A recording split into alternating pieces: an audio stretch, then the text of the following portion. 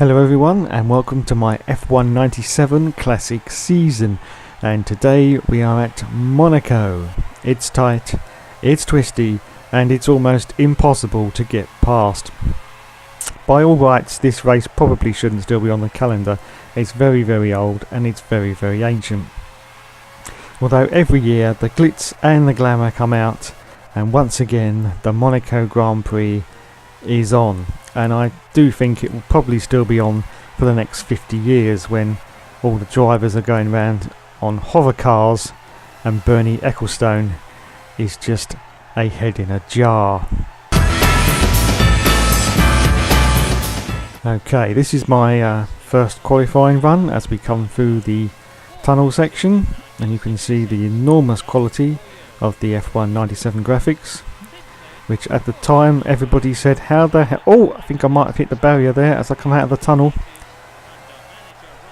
Of which everybody said, how the hell did they manage to get graphics this good from a PS1? Well, the answer to that is, well, nobody knows really. But it was a very commendable effort. As we come around the last few corners, this is my first qualifying lap. I don't expect to get into pole position because this car is not fast enough.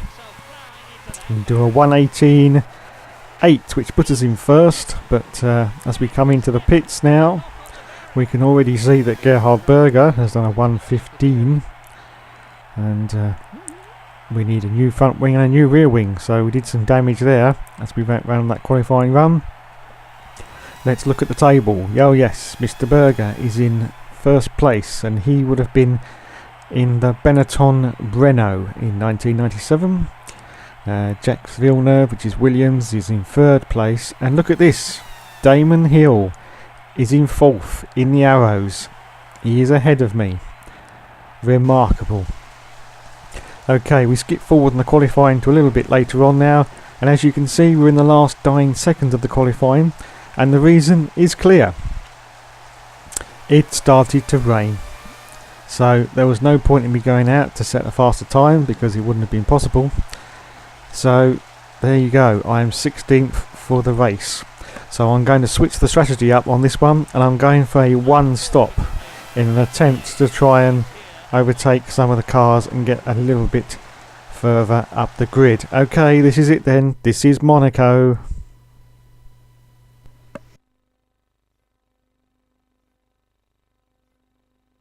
This is picturesque Monaco in Monte Carlo, the most famous Grand Prix of the motor racing season, and jewel in the crown of Formula One.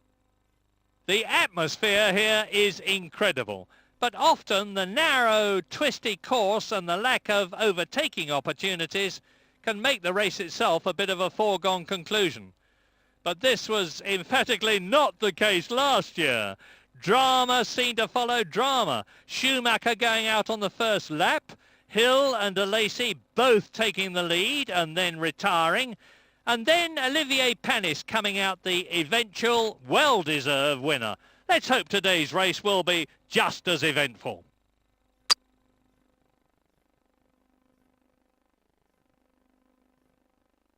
The drivers are getting ready for the start. They're lined up on the track.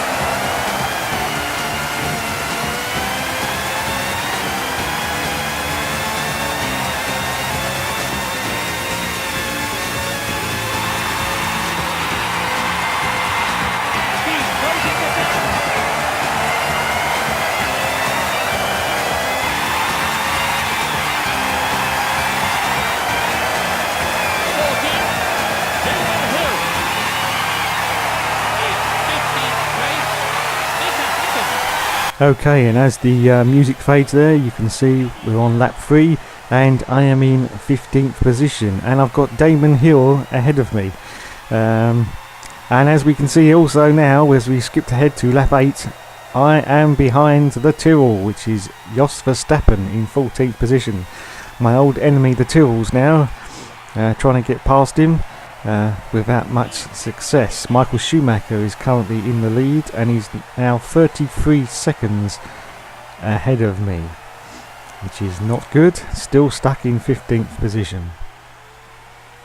As we go through the tunnel, as we accelerate forward a little bit more, we're still on lap 8. Oh, and people are now coming into the pits, so we are going to gain a few places here because we're only going for a one-stop strategy.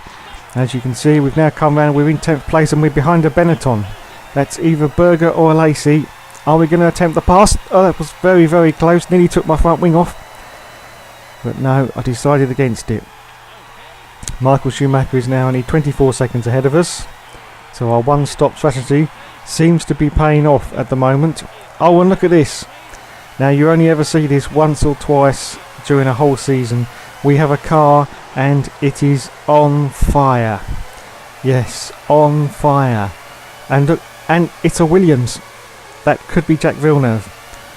But it is well on fire as we go into the tunnel, and you can't see anything in front of you as you're trying to get past. There it goes. Yes, that is definitely a Williams, so it could be Jack. So there you go. That's something you only see now and again during this game. We're in lap 9. One of my subscribers would have loved that bit. Right, we accelerate forward a little bit more onto lap 10 now, and we've got another Williams in front of us. That must be Hans-Harald Frentzen. We've got low fuel, which means it is time for our pit stop, but we have now got up to 9th position as we attempt to get past Mr. Hans-Harald Frentzen in the Williams. A far superior package to the McLaren Mercedes of 1997 as we come into the tunnel now, and as you can see, he's definitely pulling away from us. We just haven't got the power to catch up, and we must be on a very low fuel by now because we've got to come in, so you can definitely see how much more speed the Williams had in 97.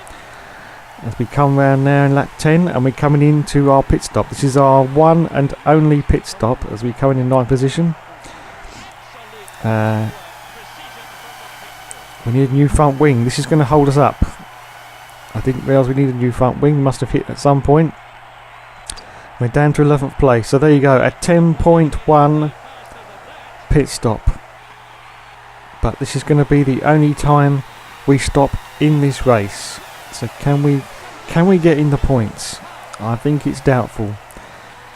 I was looking back there because there was a lot of cars behind me as we accelerate forward again to lap 16. Someone's coming out of the pits, and we've got another car in front of us, and it must be Heinz-Harald Frentzen.